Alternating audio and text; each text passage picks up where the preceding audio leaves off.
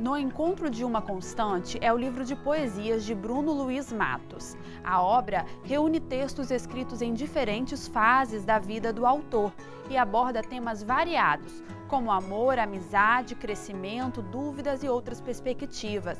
A obra foi lançada com recursos da Lei João Bananeira da Prefeitura de Cariacica. Olá, começa agora mais um programa Um Dedo de Prosa. É o nosso espaço aqui na TV Ares para falar sobre literatura. E hoje nós vamos conhecer um pouco do trabalho do escritor Bruno Luiz Matos. Bruno, seja muito bem-vindo ao nosso programa. Muito obrigado, Gabriela. Nós estamos aqui com o seu livro, um livro de poesia. Se chama No Encontro de uma Constante. Vamos começar falando aí desse trabalho. Como que veio a ideia de você reunir as suas poesias em um livro? Como que surgiu assim a vontade de colocar esse projeto, de colocar esse livro aí para todo mundo ler? No início eu escrevia muito só para escrever, né? Quando você gosta de uma determinada arte, você explora essa arte. Então no início eu fazia para explorar a questão de fazer poesias. Divulgava entre os amigos e através dos feedbacks positivos, eles falavam, escreve um livro. Eu, encorajado por eles e por ter acesso a informações como editais de cultura e o mercado editorial, eu me propus a esse desafio. Então o livro surgiu dessa questão. Mas no início, assim, quando você escrevia poesia, você não tinha então esse projeto de um dia escrever um livro? Ou você já tinha assim essa ideia? Não, quando eu comecei a escrever, eu não tinha essa ideia de fazer um livro. Porque até quando eu tinha 14 anos, 15, 16, o mercado era muito mais difícil do que é hoje. Então era muito difícil você sonhar em fazer um livro, ainda mais um livro de poesia que, de certa forma, é um pouco discriminado ainda, infelizmente. Mas, como foi melhorando esse cenário, com o surgimento da internet, das publicações independentes, e tendo esse apoio da família, dos amigos, eu resolvi tentar, me propus a esse desafio e, felizmente, deu certo. E esse livro reúne poesias de muito tempo, poesias antigas. Como é que foi assim essa seleção desses trabalhos? Foi uma seleção muito complicada, porque não deu para botar todas que eu já fiz durante a minha vida toda. E tem poesias muito antigas, desde o início até as mais recentes, de quando eu fiz o projeto mesmo. E eu selecionei aquelas que eu achei que tinha mais a ver com o projeto mesmo. Porque assim, foi nesse momento que eu entendi por que um músico faz um CD de 12 faixas só. Eu acho que se dependesse do músico, ele colocaria todas as músicas que ele faz. Só que aí tem que selecionar aquelas que vai se comunicar com o seu público naquele projeto, daquele momento. Então foi dessa forma que eu fiz a seleção das poesias. E esse título, No Encontro de uma Constante, você escolheu? É o título de alguma poesia?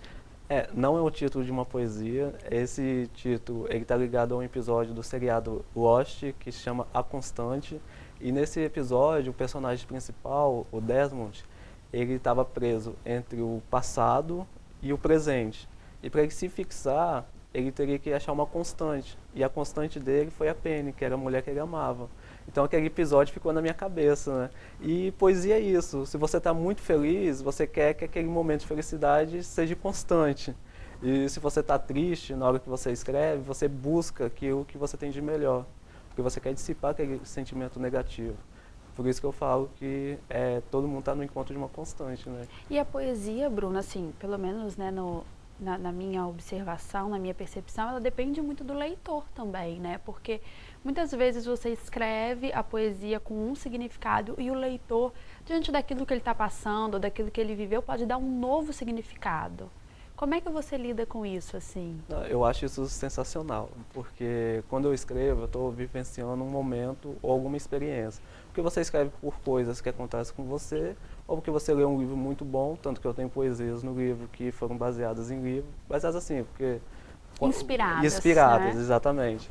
E em filmes, e quando você escreve, você está vivenciando aquele momento. E quando o leitor vai ler, ele está vivenciando outro momento. Tanto que eu relaciono muito poesia com a vivência do leitor. Quanto mais o leitor vive, quanto mais ele já passou por aquela experiência que está retratada na poesia, mais ele vai entender aquilo. E se ele entender de forma diferente não é problema, é melhor ainda, porque ele vai até trazer para mim um novo olhar. E Você, por exemplo, quando você pega o seu livro e lê, se você lê novamente, também pode acontecer isso de você fazer uma releitura daquilo que você mesmo escreveu? Sim, acontece. Às vezes eu escrevo uma poesia assim que você está muito apaixonado, aí você vai, escreve a poesia e você tem uma leitura dela. Aí, anos depois, você vai reler a poesia, ou você relembra, né? Você fala, caramba, eu estou passando por esse mesmo momento novamente, ou você já tem uma nova interpretação, né? Fica tão abstrato que pode caminhar para uma mensagem positiva ou para uma mensagem mais, digamos assim, negativa, né? Negativa assim, porque às vezes você está triste, né? Aconteceu alguma coisa, alguém faleceu na sua família, você reprovou na escola, na faculdade.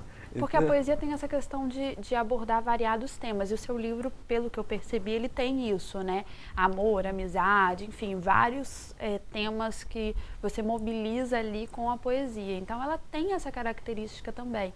E aí o leitor ele vai fazer a sua interpretação. O leitor e o autor vai fazer uma nova interpretação. Isso. E aí, como que fica o autor? Na vontade, assim, de criar uma expectativa naquele leitor, porque é uma coisa que é muito aberta, né? Não tem muito como você escrever, assim, né, levando o leitor a pensar ou sentir aquilo. É uma coisa que depende muito do outro, né? A poesia é por aí, Bruno? Sim, tem esse caminho, só que quando eu fiz o meu projeto, o meu estilo é um estilo onde eu tento dar subsídio para o leitor entender a mensagem que eu quero passar. Mas isso não significa que será ruim ele entender de forma diferente. Não, pelo contrário, será muito positivo. Só que eu, assim, na minha opinião, eu acho fundamental quando a gente está escrevendo, pensar qual mensagem que eu quero passar.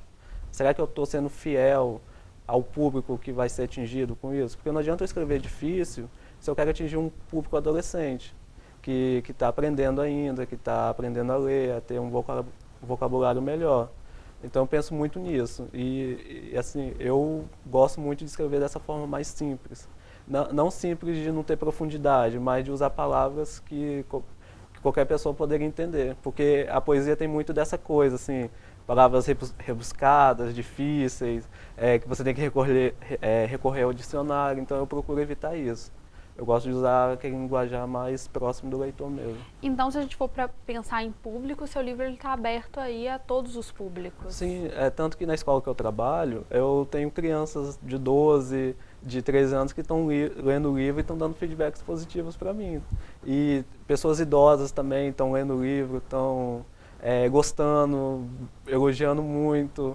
Então, assim, para mim é muito gratificante. Quando eu recebi o primeiro feedback da avó de uma amiga minha, eu fiquei assim, muito feliz. Falei, nossa, achei incrível ela ter lido o livro, ter dado, né, o feedback dela para mim. Eu fiquei muito feliz. E quando você recebe, não sei se já aconteceu com você, mas um feedback negativo, como é receber essa crítica? Pode parecer mentira, mas eu amo receber feedback negativo, porque eu acho que quando você recebe uma crítica construtiva, isso te ajuda a crescer. Porque eu não quero ficar estagnado nesse ponto que eu estou agora do meu projeto. Eu quero crescer ele e quero crescer em outros projetos também. Então, quanto mais críticas construtivas eu tiver, melhor.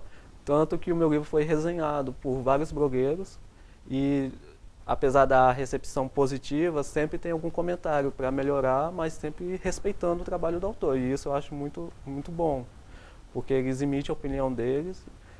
Se tiver ruim, eles vão falar de qualquer forma. E quando está muito bom, eles também elogiam. E quando eles acham que pode melhorar alguma coisa, eles também dão esse feedback. Então, eu acho isso muito bom. Eu estou aberto para críticas positivas, negativas. Faz parte mesmo do processo de crescimento, né, do escritor. Sim, e o público cultural é muito receptivo, muito educado. Então, assim, muito dificilmente alguém vai ser desrespeitoso com o seu trabalho. Então, eu acho isso muito bom. E sua relação com a internet, porque você utiliza a internet para divulgar o seu trabalho, né? Como é que você usa essas redes? Hoje em dia é impossível você dissociar qualquer produto da internet, seja cultural, seja de qualquer outro ramo. Eu, como acadêmico de sistemas de informação, então é quase que natural eu utilizar a internet para divulgar o meu trabalho. E quando você é autor independente, é muito difícil você conseguir distribuir o seu livro nas livrarias. Então a internet acaba sendo fundamental para você vender ele. E eu consigo vender muito o livro pela internet, porque é muito fácil. A pessoa pode ir na página do Facebook, clicar num botão e comprar ele na hora, vai chegar o e-mail para mim, vou processar o pedido e vou enviar o livro para ele. E a pessoa também pode ter contato com você, né? Sim. Conversar com você. Mandar mensagem, deixar um recado, isso às vezes acontece, assim, eu acho muito bom, acho legal ter esse... a arte, a melhor parte da arte é você se relacionar com as pessoas. E eu acho sensacional, assim. A internet tem isso também, de aproximar o público do autor, né? Que era uma coisa que antigamente a gente achava que o escritor era aquela pessoa que estava distante da gente, inalcançável. E a internet tem um pouco disso. Mas algumas pessoas ainda acham que a internet talvez desmotiva as pessoas a lerem, a ter o contato com o livro, né? Aí a gente tem as plataformas digitais para os livros e tudo.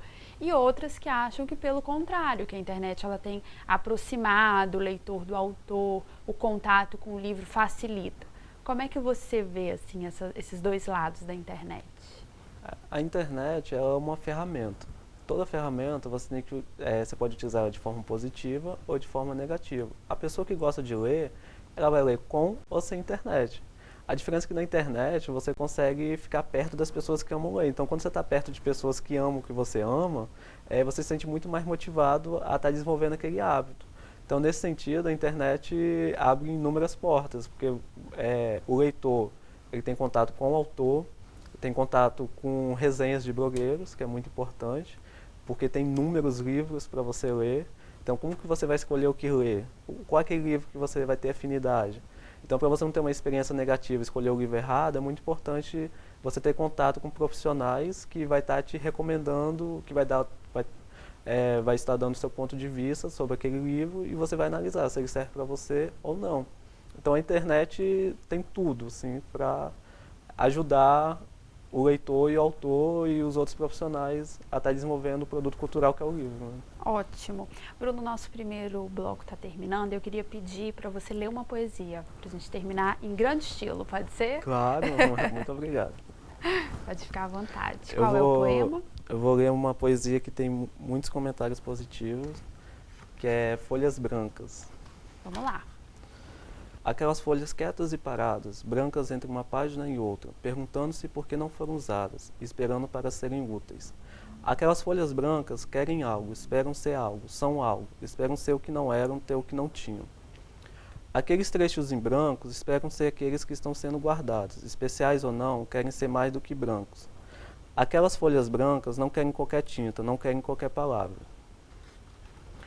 Aquelas folhas brancas não querem escolher o conteúdo, querem um conteúdo que não seja apenas mais um. Aquelas folhas brancas sabem que não serão as primeiras, não serão as últimas, mas querem ser o meio de algo. Aquelas folhas brancas não terão importância se você não souber o que escrever. E a folha branca tá aí. É um convite para o leitor escrever, né, Bruno? Hoje em dia é muito importante oferecer interatividade no livro. Então, foi uma forma que eu encontrei de oferecer interatividade e desafiar o leitor a participar do livro. Por isso que o título do livro não é As Poesias do Bruno. Eu não quero que as pessoas leiam um livro pensando nisso. Eu quero que elas leiam um livro e se identifiquem com as poesias que estão aqui, que tomem para ela. Legal, vamos falar mais dessa experiência. Quero ouvir mais poesia depois do intervalo, pode ser? Muito obrigado. Bom, o nosso programa O Dedo de Prosa vai fazer um breve intervalo, mas a gente já volta, não saia daí.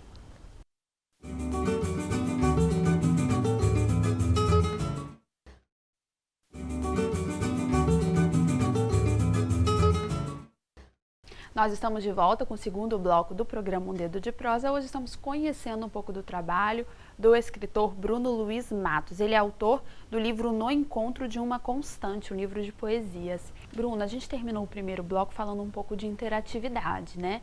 Você leu pra gente uma poesia que logo em seguida tem uma folha em branco, quase aí como um convite para que o leitor participe desse livro, para que o leitor tenha coragem de colocar suas ideias no papel. Com relação a essa interatividade, você também que é um profissional da área, né? Você tem algum projeto para colocar a poesia mais interativa? Você acha que a poesia tem como ficar mais interativa? Uma coisa, né, que às vezes está dentro de um livro. Como tornar isso mais interativo? Não é meio complicado? Não, não é, porque hoje você tem internet. Na internet você pode criar imagens, pode criar vídeos, você tem infinitas possibilidades. E hoje a gente está vivendo um momento onde a interatividade, as pessoas querem coisas dinâmicas. Então é muito importante o autor não só expor sua arte, mas criar mecanismo para atingir esse público. Hoje a gente tem a tendência que é os livros de pintar, está fazendo muito sucesso. Então por que não um livro de poesias para pintar? Você tem a tendência que é os livros interativos, de Strokery Diário e inúmeros outros que vieram em seguida, onde esses livros propõem ações. O meu tem a folha em branco que chama para uma ação, mas ao mesmo tempo você pode criar um projeto onde tenha mais ações. Por que não um livro de poesia incentivando as pessoas a criar suas próprias poesias, tirar aquilo que está dentro delas, as inquietudes delas e botar no papel. Tirar aquela sensação de poesia é difícil. Poesia não é difícil. É questão de você parar, pensar e fazer. Simples. Você como escritor, né, que está aí sempre atento a essa área, aos autores da poesia, a esses projetos, você acha que hoje a poesia está sendo menos consumida, assim? Ela de repente passa por uma crise, está em volta de um preconceito? Você enxerga isso? Sim e não. O não é que não há preconceito, porque a poesia é muito consumida em músicas, camisas, produtos, porta-copos, canecas. As pessoas amam poesias. Só que quando você põe isso no livro, elas já ficam mais tímidas, ficam com aquele receio, tipo, poesia é difícil, eu não entendo poesia. Tanto que eu recebo alguns feedbacks, a Pri, a Rafa, leram o livro e falaram assim, nossa, você me ajudou a entender poesia. Então, assim, foi magnífico receber esse feedback delas, porque eu acho que o trabalho do escritor é esse, é você levar a sua mensagem e levar da melhor forma possível, para fazer as pessoas entenderem, apreciarem. Então, quando elas me dão esse retorno, eu acho, assim, não tem palavras para descrever. E o preconceito que existe é justamente por isso, na questão do livro, que a poesia é difícil, que eu não entendo poesia, o que não é verdade. Às vezes as pessoas talvez preferem ir para uma narrativa, né, uma ficção, uma coisa que talvez, não sei, né, mas seja mais fácil de entender, porque a poesia também demanda um sentimento do leitor e nem sempre a gente está no momento de trabalhar esse sentimento. Tem um pouco disso também, né? A leitura de um livro de poesia é diferenciada da leitura de um livro narrativo. Porque na narração, o autor tem inúmeras páginas para descrever um sentimento, uma sensação. Na poesia não, às vezes você tem uma estrofe, você tem um verso. E você tem que fazer o leitor captar aquilo da melhor forma possível. E isso vai depender muito da vivência do leitor também. Por exemplo, eu tenho uma poesia onde eu falo assim, o beijo é a melhor poesia. Então, se, vamos supor, um adolescente que nunca beijou, não vai saber o que isso significa, que nunca almejou beijar aquela pessoa que ele tanto ama, ele não vai conseguir entender o que isso quer dizer. Então, vai passar despercebido para ele. Mas depois de um tempo que ele passou por essa vivência, que ele for reler isso, ele já vai ter uma nova leitura.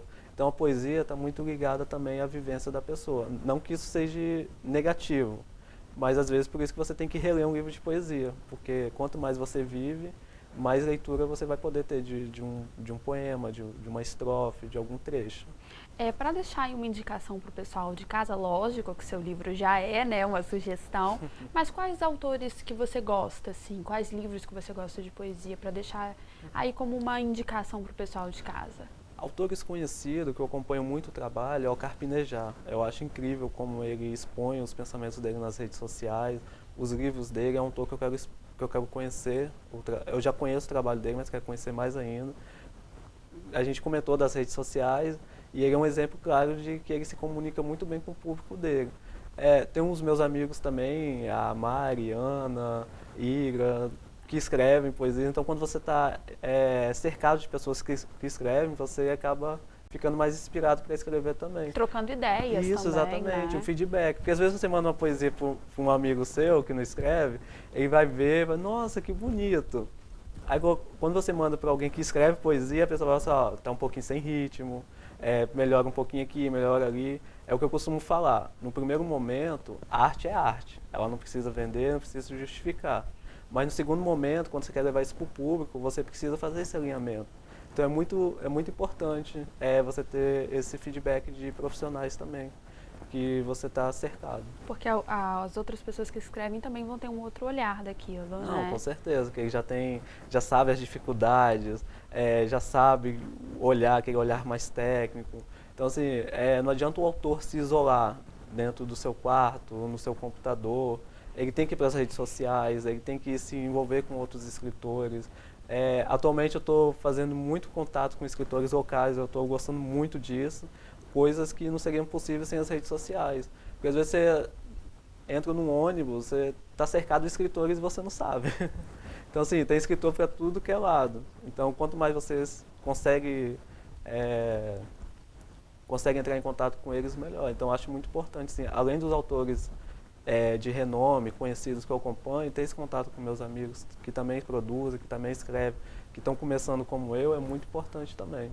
E aqui, né, no Espírito Santo, a gente tem uma produção muito grande literária. Às vezes as pessoas não têm noção de como a gente tem uma produção de qualidade, como a gente tem quantidade aqui.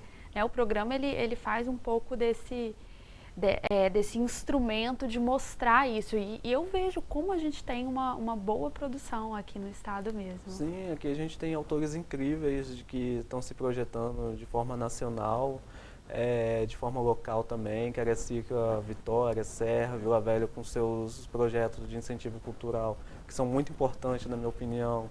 Estão projetando pessoas que, de repente, não teriam oportunidade sem essas leis, e a gente tem muitas produções por aqui. Tem editoras também, né? Nascendo aqui no estado, projetando autores do estado a nível nacional. É importante para fortalecer esse mercado. Você citou as leis de incentivo, eu vou aproveitar também para te perguntar, eu acho importante a gente deixar essa experiência para o pessoal de casa. Como é que foi a sua experiência com a lei de incentivo? A minha experiência, no início, ela foi positiva e negativa. Positiva porque o processo de escrever o projeto e conseguir aprovação foi tranquilo, não teve muitos problemas. A maior dificuldade foi trocar os bônus, porque é o que a lei exige, alguma empresa tem que apoiar o seu projeto. Mas eu, como pessoa física, eu não tenho muito acesso aos gestores, aos diretores dessas grandes empresas que temos em Cariacica para conseguir trocar esses bônus. E a intermediação da prefeitura, no meu caso, foi essencial para eu conseguir isso. Sem eles fazerem essa ponte, provavelmente eu não teria lançado o livro. Porque no início, quando eu estava por conta própria, ligando, mandando e-mail, foi muito difícil. Os e-mails iam, ninguém respondia, você ligava, as empresas que já têm um setor responsável por isso já tinham fechado já a cota deles. E esse apoio da prefeitura foi muito, muito essencial. E pelo que eu vejo, esse suporte está melhorando cada dia mais. Precisa melhorar, mas está melhorando. Só para esclarecer para o pessoal de casa, a lei de incentivo que você utilizou, conseguiu os recursos para publicar, foi de Cariacica, não foi isso? Isso, é a Lei de Incentivo Cultural João Bananeira. E é uma forma das pessoas tentarem aí publicar, porque a publicação é uma coisa muito cara, né, Bruno? Não, é muito caro. Uma editora, ela quer vender, é o mercado. Então, assim, não tem como a gente ficar com raiva disso. E se você é anônimo, a editora, por mais que você tenha um trabalho bom, a editora não vai olhar assim, poxa, ele tem um trabalho bom, mas como que eu vou vender isso? Ele não vai querer investir no seu projeto sem essa visão de venda.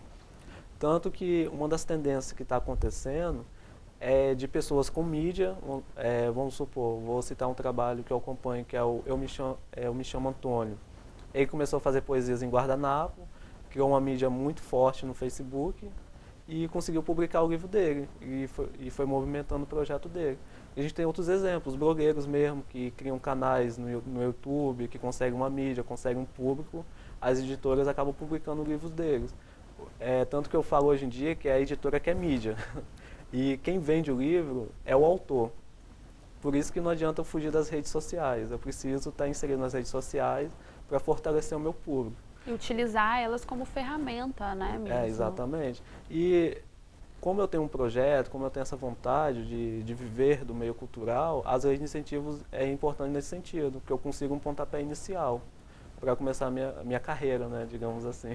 Que já está iniciada, né? Bruno, nosso programa está acabando. Eu queria terminar ele com mais uma poesia sua, mas antes pedir para você deixar o seu contato para o pessoal de casa. Vocês podem me achar no Facebook, na page No Encontro de uma Constante. É só digitar No Encontro de uma Constante ou Uma Constante. Pode me adicionar no Facebook também, eu gosto muito de conversar, emitir feedbacks, contar minha experiência. Então, se você quer ser escritor, se você quer escrever, você pode entrar em contato comigo, que eu passo minha experiência. Vou gostar muito disso. E tem um site também, que é umaconstante.com.br, que vocês vão ter informação, poder comprar o livro.